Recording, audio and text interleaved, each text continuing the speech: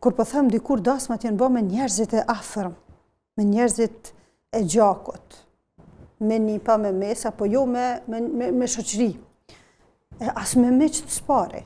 Do më thonë tash dasmat që organizohen njerëzit kushtimisht të huj, po thëmë, po me të cilët ti nuk je i familiarizum, janë pjesë e ahengut. Edhe është domosdoshmëri ti me u ndje pak, nuk po thëmë i kompleksum, po me pas atë ndjenje e seriozitetit, qysh po dalë se mundet me më paragjyku, se aty është dikush që nuk është i njohur për ty. Pra ndaj njeri nuk mundet me shiju, nuk mundesh me qenë vetvetja te me do njerëz që pishe për herë të parë. E ata njerëz për herë të parë po ishe në një gëzim familjar, në një aheng familjar, që realisht thuhet dasma është aheng familjar, po a është tash me të vërtet aheng familjar? Ku aty kemi njerëz që nuk i kemi taku kur. Do më thonë, kjo e kryon atë ndjenjen e kushtimisht në shtatë kompleksitetit, që shpodokna, apo pritën mirë, që jeni t'u kalu, shkon në secilën tavolin, a është gjithçka në rregull. Në më thonë njerëzit friksohen edhe një lëvizje ma të vogël me ba.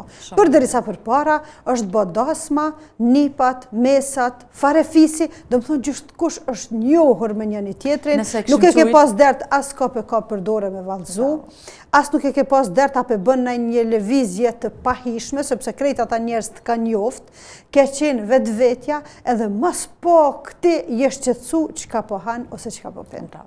Do më thonë, me një pijat në ashta krejt fëmijë të mbledhshin troq, bashk e kanë shiju ushqimin edhe në fund kanë dalë, kanë valzu në barë. Dhe më thonë gjithë shka ka qenë gratë edhe ëmbël, sepse ti ke qenë aty me njerëzit e to. Shpenzime ma pak, sevdali sa dush.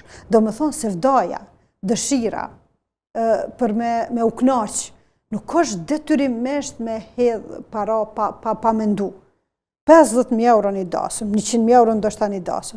Në fund veç kur dëgjën mas 3-4 mujve u nda qifti. A ti kemi vazhdu me pagu kredi familja për qatë këngëtar ose këngëtare që e ka marë.